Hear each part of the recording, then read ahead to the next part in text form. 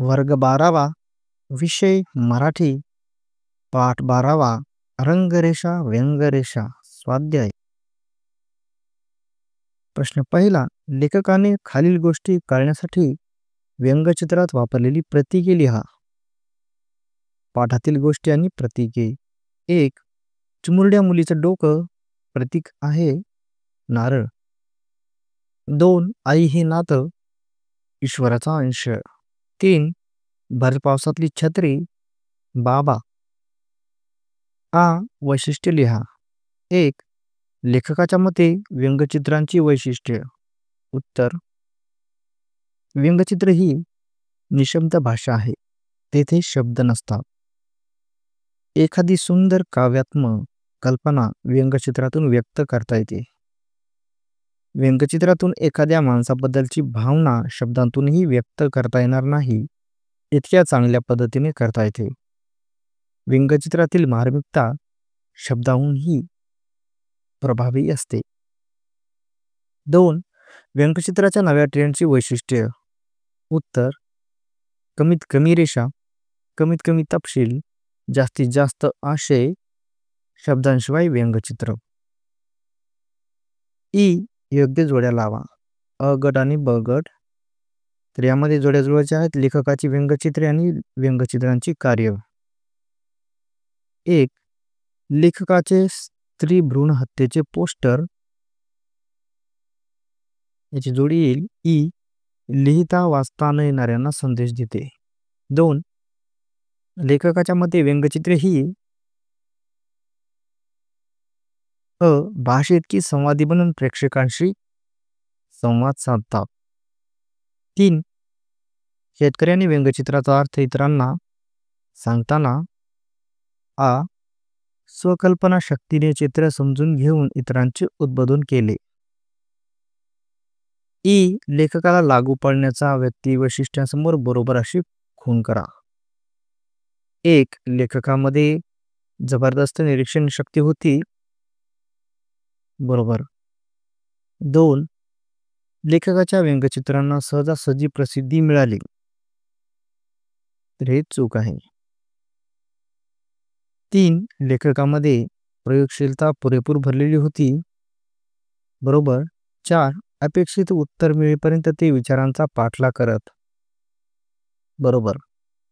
5. व्यंगचित्रातला नवा ट्रेंड स्वीकारण्याची वृत्ती नव्हती. बरोबर. 6. प्राप्त प्रसंगांतून आणि भेटलेल्या व्यक्तीकडून शिकत राहण्याची वृत्ती होती. बरोबर. 7. नवनिर्मिती क्षमता हा त्यांचा गुण होता. बरोबर. 8. इतरांच्या आधाराने पुढे जाण्याची त्यांची वृत्ती नव्हती. बरोबर. प्रश्न दुसरा, वर्णन करा. 1. वाई येथील प्रदर्शनाला भेट देणारा शेतकरी कुटुंब प्रमुख. उत्तर: चित्रकलेच्या प्रदर्शनाला साधारणपणे सुशिक्षित व उच्चभ्रू वर्गातील लोक जास्त असतात.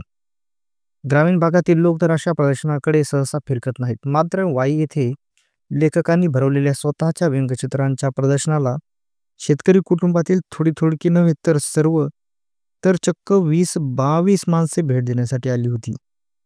त्यांचा कुटुंब प्रमुख त्यांना हे प्रदर्शन दाखवण्यासाठी घेऊन आला होता. त्या शेतकरी कुटुंब प्रमुखाचे वय 70च्या आसपास होते.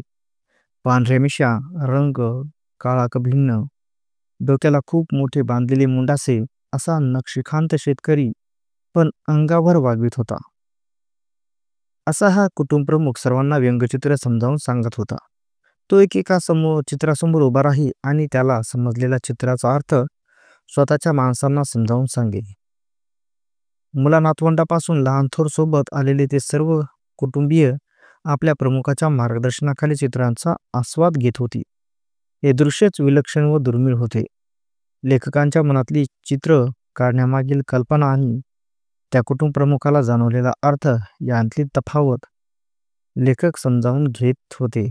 फार मोठे अनौपचारिक शिक्षण लेखकांना या प्रसंगातून मिळत होते. 2. स्त्रीभ्रूण हत्येबद्दलचे लेखकाने तयार केलेले पोस्टर. उत्तर: लेखक एका कार्यक्रमाला गेले होते. पाहुणे म्हणून त्यांना पुष्पगुच्छ व नारळ दिला गेला. तो नारळ टेबलावर ठेवला. लेखक त्या नारळाचे निरीक्षण करीत बसले. त्या नारळात त्यांना चिमुरड्या मुलीचे डोके भासले. त्यांना नारळावरून देवळासमोर दगडावर आपटून नारळ फोडतात हा प्रसंग आठवला. एवढ्या तपशिलाच्या आधारे त्यांनी स्त्रीभ्रूण हत्येविरुद्धचे पोस्टर तयार केले. एक पुरुषी हात, त्या हातात नारळ, नारळात मुलीचे रूप भासावे म्हणून बारीकसा कानातला डूल दाखवला.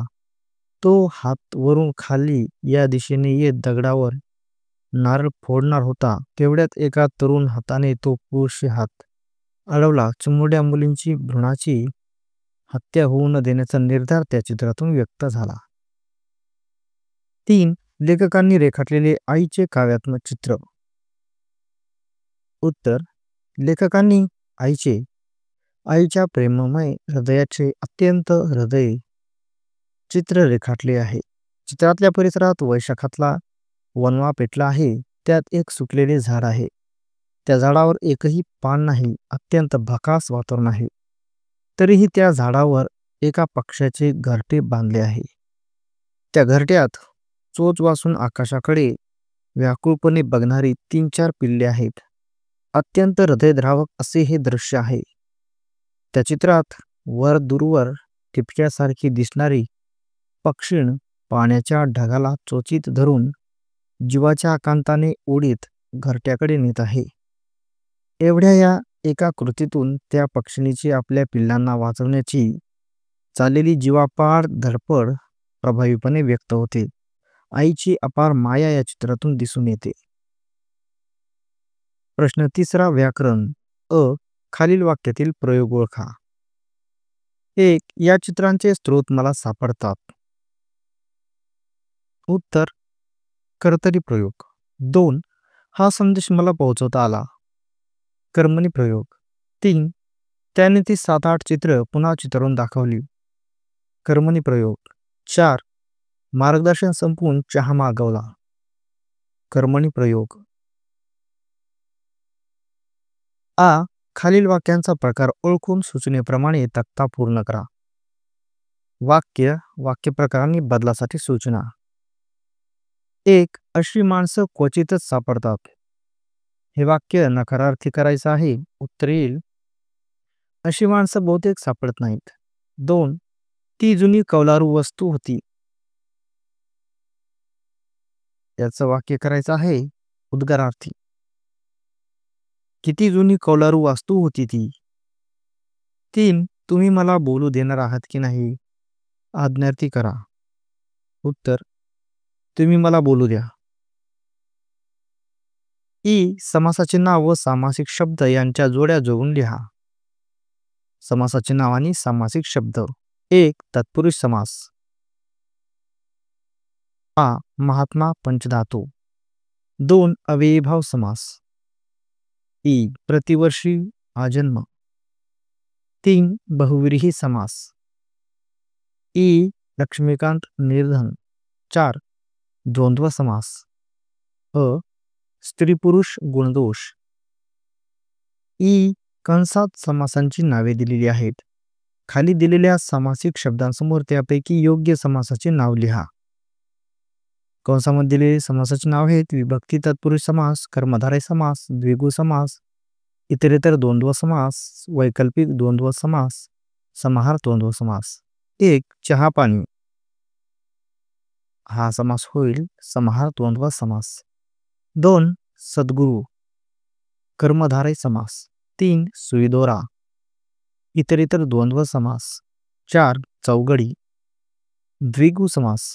5. कमी अधिक. वैकल्पिक द्वंद्व समास. 6. जलदुर्ग. विभक्ती तत्पुरुष समास. प्रश्न 4. सोमत. एखादे व्यंगचित्र हे प्रत्यक्ष भाषेपेक्षा संवादाचे प्रभावी माध्यम असू शकते. या विधानाशी तुम्ही सहमत वा असहमत आहात ते सकारण स्पष्ट करा. उत्तर: भाषा आणि व्यंगचित्र ही 2 भिन्न माध्यमे आहेत. त्यांचे सादरीकरण भिन्न असते आणि त्यांचे परिणामही भिन्न असतात. आपण घर हा शब्द लिहितो तेव्हा घर या शब्दाचा आकार पाहून किंवा घर या शब्दाच्या उच्चारातून जो ध्वनी निर्माण होतो तो ध्वनी ऐकून घराचा बोध होऊ शकणार नाही. फक्त मराठी भाषा समजणाऱ्यालाच घर या शब्दाचा बोध होऊ शकतो. घर शब्दाच्या आकाराशी व उच्चाराशी घर ही वस्तू जोडलेली आहे. ज्याला हा संकेत माहीत आहे आणि ज्याने तो संकेत लक्षात ठेवला आहे त्यालाच घर या शब्दाचा बोध होऊ शकतो. याउलट घराचे चित्र दाखवल्यावर ते जगातल्या कोणत्याही व्यक्तीला त्या चित्रातून व्यक्त होणाऱ्या वस्तूचा बोध होतो. तिथे भाषेची आडकाठी येत नाही, देशाच्या सीमा आड येत नाहीत, सामाजिक सांस्कृतिक दर्जाचा संबंध येत नाही. चित्रातून आशयाचे थेट आकलन होते. म्हणून भाषेपेक्षा चित्र आशयाला प्रेक्षकापर्यंत पटकन व थेट पोहोचवते. चित्र व व्यंगचित्र यात काही एक फरक आहे. व्यंगचित्रात काही व्यक्ती दाखवलेल्या असतात. व्यंगचित्रकार कधीही विषयवस्तूचे फक्त वर्णन करीत नाही. त्याला माणसाच्या वृत्ती प्रवृत्तीवर काही एक भाष्य करायचे आहे. त्या वृत्ती प्रवृत्ती ठळकपणे लक्षात याव्यात म्हणून माणसांचे चेहरे, त्यावरचे हावभाव यांच्या हालचाली यातील काही रेषा मुद्दाम ठळकपणे चितारतो. त्यामुळे चित्र हे व्यंगचित्र बनते. व्यंगचित्रातून माणसाच्या वृत्ती प्रवृत्तीवर केलेली टीका कुणालाही पटकन कळू शकते. तोच भाव समजावून सांगण्यासाठी खूप शब्द वापरावे लागतात.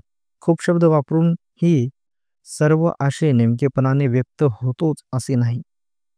व्यंगचित्राच्या बाबतीत असे घडत नाही. तिथे आशय स्पष्टपणे लक्षात येतो. व्यंगचित्रात चालू घडामोडीवर भाष्य असते. व्यंगचित्र पाहणारा प्रेक्षक चालू घडामोडींचा साक्षीदारही असतो म्हणून त्याला व्यंगचित्र पटकन कळू शकते. वाहत्या आयुष्यामध्ये सावधगिरीनं उभं राहिलं तर व्यंगचित्राची कल्पना अगदी जवळून जाते. या विधानाचा तुम्हाला समजलेला अर्थ लिहा. उत्तर: कलावंतांविषयी कलेविषयी सर्व समाजात विलक्षण कुतूहल असते. व्यंगचित्रकार हाही एक कलावंतच असतो. व्यंगचित्रकाराची व्यंगचित्र दररोज प्राधान्याने वर्तमानपत्रांतून लोकांसमोर येत असतात. दररोज त्याची लोकांशी गारभेट होत असते. वर्तमानपत्र वाचणारा प्रत्येक वाचक व्यंगचित्र पाहतो. व्यंगचित्र पाहताच त्या वाचकाला त्याचे मर्म खाडकन जाणवते. ते मर्म क्षणार्धात त्याच्या मनात शिरते. चेहऱ्यावर स्मित तरळते. त्याच क्षणी तो वाचक व्यंगचित्रकाराला मनोमन दाद देतो. किती सुंदर कल्पना आहे ही, कशी सुचली असेल या व्यंगचित्रकाराला. आपल्यासारखाच हा माणूस, हातपाय, नाक, कान, डोळे हे सर्व अवयव असल्यासारखेच यांना कधी, कशी, काय सुचते हे व्यंगचित्र. लोकांच्या मनातील या प्रश्नालाच मंगेश तेंडुलकर यांनी प्रस्तुत पाठात 2 वाक्यात उत्तर दिले आहे. वाहत्या आयुष्यात सावधगिरीने उभे राहिले तर व्यंगचित्राची कल्पना आपल्या जवळूनच जाताना नजरेस पडेल. तिथून ती उचलायची आणि कागदावर उतरायची. त्यांनी अत्यंत सोप्या शब्दात उत्तर दिले आहे. व्यंगचित्रकार कमीत कमी रेषांमध्ये आपला आशय व्यक्त करतो. तसेच इथे लेखकांनी कमीत कमी शब्दात आशय व्यक्त केला आहे. वाहत्या आयुष्यात म्हणजे दैनंदिन जीवन जगत असतानाच त्याच जीवनाचे निरीक्षण केले असता आपण जगत असलेल्या प्रसंगातच व्यंगचित्राची कल्पना सापडते. या कल्पनेसाठी रानावनात जाऊन वेगळी तपश्चर्या करावी लागत नाही. मग काय करावे लागते तर आपल्या जगण्याचेच तटस्थपणे त्रयस्थासारखे निरीक्षण करावे लागते. लेखकांनी यासाठीच सावधगिरीने हा शब्द वापरला आहे. सावधगिरीने याचा अर्थ समजून घ्यायला हवा. आपण आपल्या दैनंदिन जीवनात साधारणपणे आपल्या अनुभवाकडे दुर्लक्ष करतो किंवा त्यात पूर्णपणे बुडून जातो. त्यामुळे आपल्या अनुभवाचे मर्म आपल्या ध्यानात येत नाही. म्हणून काही क्षण तरी आपल्या अनुभवांकडे रेंगाळून पाहिले पाहिजे. जो विचार आपल्याला उत्कटपणे सांगावासा वाटतो त्याला साजेसा प्रसंग आपल्याला दिसतो असे लेखकांना सुचवायचे आहे. एकदा कल्पना सुचली की चित्र काढणे सोपे असते. खरे सर्वच कलांच्या बाबतीत हे पूर्णपणे खरे आहे. लेखकांनी खूप गूढ अशा प्रश्नाला साध्या सोप्या शब्दात उत्तर दिले आहे. लेखकांनी व्यंगचित्रातून वडिलांना वाहिलेली श्रद्धांजली तुमच्या शब्दात लिहा. उत्तर: लेखक मंगेश तेंडुलकर हे अत्यंत मनस्वी वृत्तीचे होते. ते जे काही करायला घेत त्यावर ते उत्कटपणे प्रेम करीत. ते अत्यंत करारी होते. ते ऐहिक सुख समृद्धीच्या मागे धावले नाहीत, कोणासमोर हात पसरले नाही. या सगळ्या गुणांची देणगी लेखकांना मिळाली. आयुष्यात अनेक संकटे आली, वावटळी आल्या, पण त्यांना तोंड देऊन लेखक भक्कमपणे स्वतःच्या पायावर उभे राहिले. हे ते करू शकले कारण त्यांना वडिलांकडून मिळालेला नैतिक वारसा त्या बळावर आयुष्यात तग धरून राहिले, कोलमडले नाही. आपल्याला मिळालेल्या या वारशाबद्दल स्वतःच्या मनात लेखकांना अपार कृतज्ञता वाटत होती. ही कृतज्ञता व्यक्त करण्यासाठी त्यांनी स्वतःच्या वडिलांना व्यंगचित्रमधून खूप मनापासून श्रद्धांजली वाहिली. ही श्रद्धांजली वाहण्यासाठी त्यांनी 2 चित्रे काढली. एका चित्रात लेखकाचे बालरूप आहे. बालरूपातले लेखक भर पावसात उभे आहेत. त्यांच्या डोक्यावर बाबा ही 2 अक्षरे आहेत. बाबा या शब्दाच्या दोन्ही बाजूंनी पाऊस पडत आहे. खाली इवलासा मुलगा पूर्णपणे सुरक्षित आहे. बाबा शब्दांनी म्हणजे बाबांनी त्यांचे रक्षण केले. दुसऱ्या चित्रात लेखक सरत्या वयातले, वयाच्या 75व्या वर्षातले उभे आहेत. भर पावसात उभे आहेत. डोक्यावर बाबा हा शब्द नाही, तरीही पाऊस लेखकांना न भिजवता त्यांच्या बाजूने पडत आहे. ते आता 75व्या वर्षीही सुरक्षित आहेत. बाबाकडून मिळालेला नैतिक वारसा त्यांच्या मृत्यूनंतर लेखकांना खूप मोठा आधार, आश्रय देता आला आहे. वडिलांबद्दलची ही कृतज्ञता लेखक या व्यंगचित्रातून व्यक्त करू पाहतात. स्वतःच्या पित्याला इतकी उत्कट श्रद्धांजली क्वचितच कोणीतरी वाहिली असेल. प्रश्न 5वा, अभिव्यक्ती. स्त्री भ्रूण हत्या एक अपराध याविषयी तुमचे विचार स्पष्ट करा. उत्तर: आपला देश अंधश्रद्धेच्या मगरमिठीत पूर्णपणे अडकलेला आहे. मागासलेल्या विचारांच्या दलदलीत बुडालेला आहे.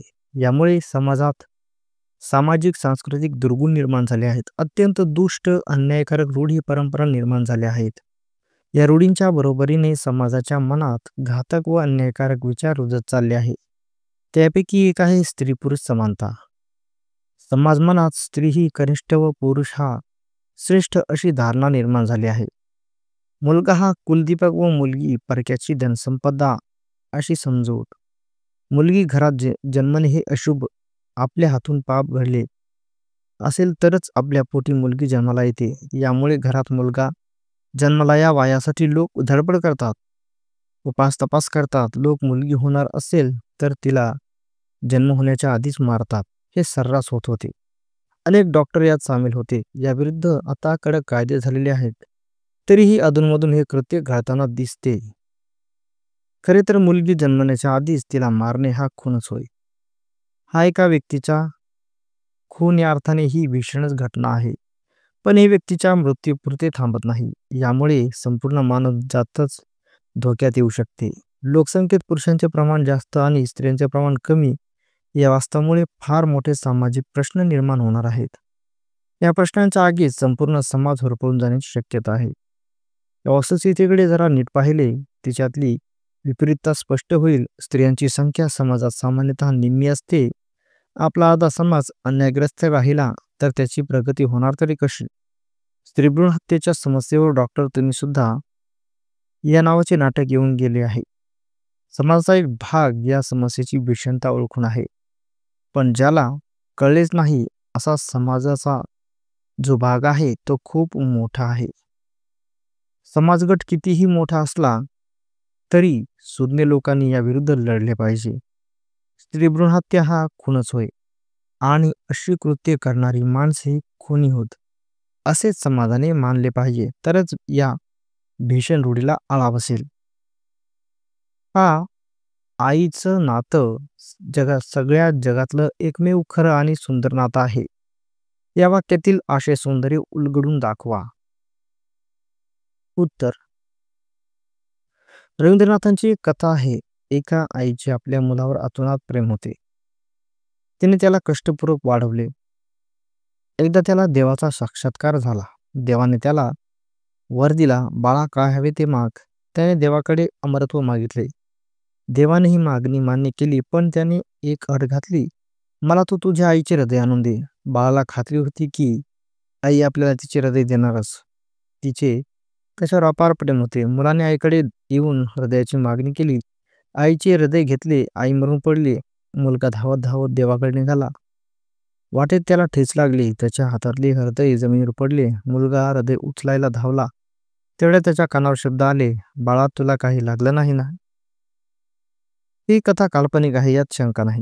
पण या कथेतून आईचे अपार ममत्व, त्यातील उदात्तता, त्यातील शुद्धता, मुलाबाबाची ओढ हे सारे विलक्षण न जाती न जातीने व्यक्त झाले आहे. आई आपल्या बाळाला 9 महिने आपल्या कुशीत सांभाळते. तो निव्वळ गोळा असतो तेव्हा ती स्वतःचे रक्त देऊन त्याचे पालनपोषण करते. खरे तर आपल्याला जसे हातपाय इत्यादी आपले अवयव असतात, तसाच कोणताही बाळ त्याच्या आईला स्वतःच्या देहाचाच भाग वाढत असतो. त्यामुळे तिच्या आयुष्यातली सगळी शुद्धता, सगळे पावित्र्य त्या नात्यात एकवटलेले असते. बाळाची भूक प्रथम आईला लागते. का- बाळाला जरा कुठे काही लागले तर त्याची कळ आईच्या हृदयात प्रथम उमटते. नीट बारकाईने निरीक्षण केले तर लक्षात येईल की बाळाच्या वाटचालीकडे, त्याच्या शिक्षणाकडे, त्याच्या प्रकृतीकडे आईचे पूर्ण लक्ष असते. त्याच्या विकासाबाबत ती अत्यंतिक संवेदनशील असते. आईचे प्रेम शुद्ध, पवित्र असते. याचे कारण ती आपल्या बाळासाठी जे काही करते त्या बदल्यात बाळाकडून कोणतीही अपेक्षा ठेवत नाही. म्हणून जगभरात सर्व मानवी समाजात आई मूल हे नाते सर्वश्रेष्ठ मानले गेले आहे.